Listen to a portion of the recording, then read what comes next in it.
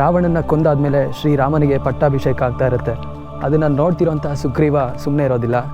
ಅಲ್ಲಿ ನಡೀತಿರೋಂಥ ಚಿತ್ರಣನ ಒಂದು ಮೂರ್ತಿ ಥರ ಮಾಡಬೇಕು ಅಂತೇಳಿ ರಾಮ, ಸೀತೆ, ಲಕ್ಷ್ಮಣ ಹಾಗೂ ಆಂಜನೇಯ ಇರುವಂತಹ ಒಂದು ಕೆತ್ತನೆಯನ್ನು ಮಾಡಿಸಿ ಕಲ್ಲಲ್ಲಿ ಅದನ್ನು ಅವನ ರಾಜ್ಯ ಆದಂಥ ಕಿಷ್ಕಿಂಧೆಗೆ ತಗೊಂಡೋಗ್ತಾ ಇರ್ತಾರೆ. ಯಾರು? ಈ ಸುಗ್ರೀವ. ಸೊ ಅದೇ ಟೈಮಲ್ಲಿ ಈ ಬೆಟ್ಟದ ಮೇಲೆ ಹೋಗ್ತಾ ಇರೋ ಟೈಮಲ್ಲಿ ಸುಖಾಸುರ ಅಂತ ಒಬ್ಬ ರಾಕ್ಷಸ ಸುಗ್ರೀವನ ಮೇಲೆ ಯುದ್ಧ ಮಾಡೋದಕ್ಕೆ ಬರ್ತಾನೆ. ಆ ಟೈಮಲ್ಲಿ ಆ ಮೂರ್ತಿನ ಈ ಬೆಟ್ಟದ ಮೇಲೆ ಇಟ್ಬಿಟ್ಟು ಯುದ್ಧ ಮಾಡಿಬಿಟ್ಟು ಆ ಸುಖಾಸುರನ ಸಾಯಿಸ್ಬಿಡ್ತಾನೆ ಸುಗ್ರೀವ. ಸೊ ಆ ಥರ ಸಾಯಿಸಿ ಆದಮೇಲೆ ವಾಪಸ್ ಆ ಮೂರ್ತಿನ ಎತ್ಕೊಳ್ಳೋಕೆ ಹೋದಾಗ ಮೂರ್ತಿ ಬರೋದಿಲ್ಲ.